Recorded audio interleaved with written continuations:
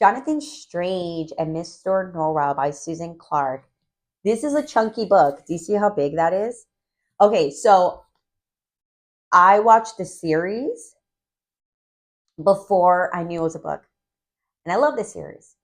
And it was a pretty good series, a chunky series. And I just wanted to be in that world. I was lost in a few things because I'm like, oh, I noticed that there's something behind, there's some backstory that I'm not understanding. But it was a great series and very entertaining. Love the acting in it. So anyways, I got this book and I was so excited that I can have it in my library and then I can figure out what's going on. Little did I know. Oh my gosh. I like that there's little drawings in here. That was a treat. Didn't know that was going to happen. Okay. There's a table of contents. What is going on?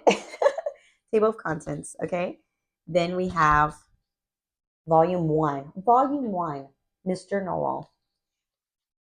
He hardly ever spoke of magic, and when he did, it was like a history lesson, and no one could bear to listen to him. So you kind of get the feeling of like who this Norrell, Mr. Norrell is, and a way how because he's magical, he approaches magic and how exciting it is, or how it's not exciting from what people experience with him. So it's pretty dense. I will tell you this, but I'm going to tell you what I like about it. I like, first of all, trying to get to a page. Oh, you want to see footnotes? That's the footnote. There's footnotes in this story. So in this right here, you see this picture? You're in the library, and in the library, the reader, us as a reader, we're going into it, we're looking, the character is telling us that he's picking a book from Mr. Norrell's library and he's talking about it, and then that footnote is telling you the history of that book in that world. So that's how dense this book is and how there's so much imagination going in this. And it does read, it reminds me, because you're in that Dickens time, it's going to read in that same way. So if you're not used to it, I can see how frustrating that can be. But if you're used to reading it, or you want to get used to reading it, just pick it up and just take your time with it. So you take your time. If you want, have your phone next to you. And my husband does this. I love it. And I do it too. My Kindle helps me.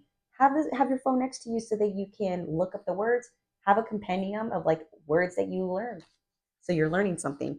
Anyways, Susanna Clark is she did write another smaller book, which I have read. It what I was that one left me just thinking.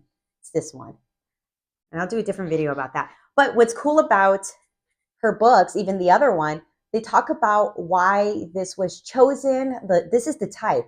So Baskerville, right? Baskerville is a font type. So he talks about the font type and why it was chosen, or like a little history about the font type.